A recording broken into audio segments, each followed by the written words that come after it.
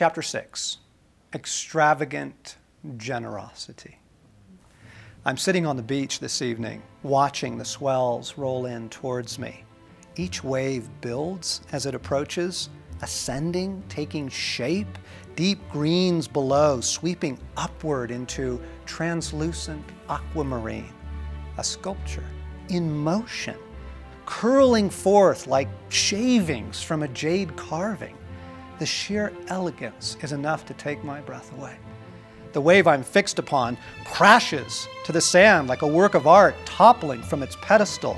But before I can feel the loss, another is rushing to take its place, sweeping forward, upward, utterly mesmerizing beauty. Then comes another, and then another, and another, in an unending processional. All things were made through him, comes to mind, and without him, nothing was made that has been made. What are the waves telling us about Jesus? An artist is revealed in the work that they create and in the abundance of the work they create. Think of the ocean. Picture it in your mind. Tonight, the breakers are thundering on the reef 100 yards out, and beyond that, open ocean. What does this tell us about Jesus? What words come to mind? Majestic, powerful, wild, dangerous, tempestuous, like the clearing of the temple, but also gently playful as it laps at your feet, pulling the sand away from beneath you as Jesus ever so gently pulls the rug out from underneath us. I look down, scattered at my feet lie 1,000 shells, delicate, intricate, the work of a jeweler, an artist with very small tools and exceptional eyesight.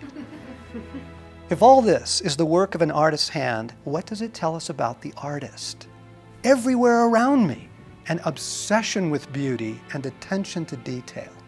But most of all, I am thunderstruck by the extravagant generosity strewn around, constantly rolling in.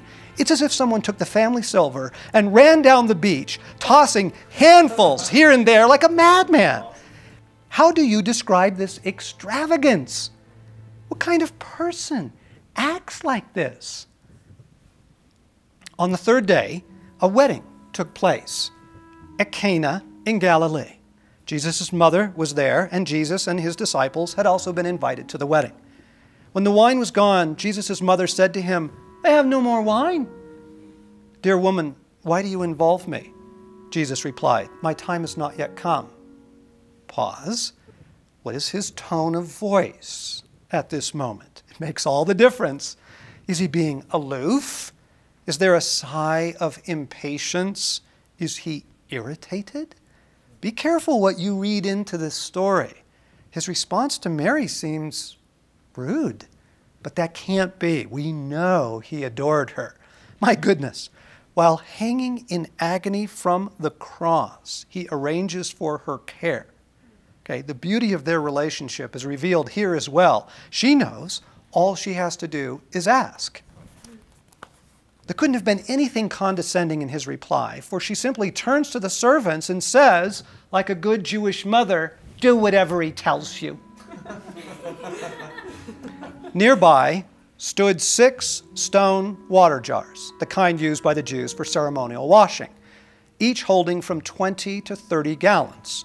Jesus said to the servants, "Fill the jars with water." So they filled them to the brim. And then he told them, "Now draw some out and take it to the master of the banquet."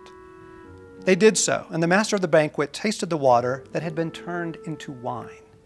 He did not realize where it had come from, though the servants who had drawn the water knew. Then he called the bridegroom aside and said, "Everyone brings out the choice wine first, and then the cheaper wine after the guests have had too much to drink.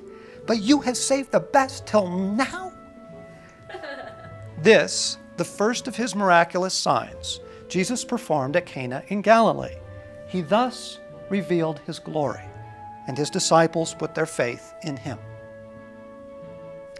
6 stone jars, holding up to 30 gallons each. That would be about 180 gallons. John makes a point of saying that the jars were filled to the brim. 180 gallons equals 682 liters.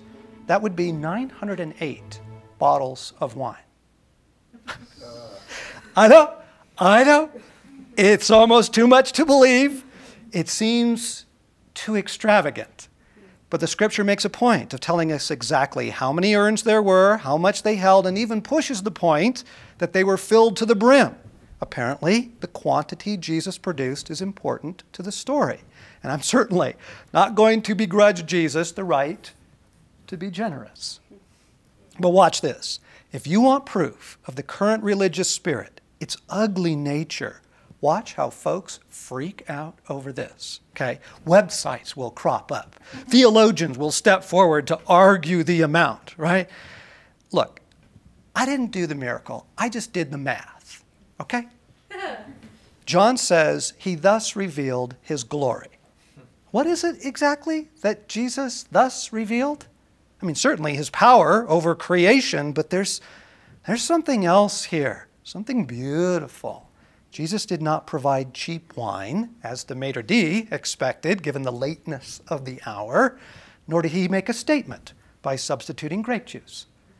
He didn't give them just a little wine, say a dozen bottles to wrap up the evening with one last toast. Jesus does it lavishly, to the tune of 908 bottles. Here is the same stunning generosity we see pouring forth in creation. Oh, the beauty of Jesus. The text declares he hadn't planned on revealing himself at this time. Might this help us with our own prayer life? Ask and you shall receive, seek and you shall find, knock, the door will be opened. Jesus would not have urged us to pray if he were unapproachable. Now, bailing the groom out of an embarrassing situation wasn't Jesus' intention. My time has not yet come. But he does it anyways, without a hint of grudgingly. 180 gallons of top-grade hooch.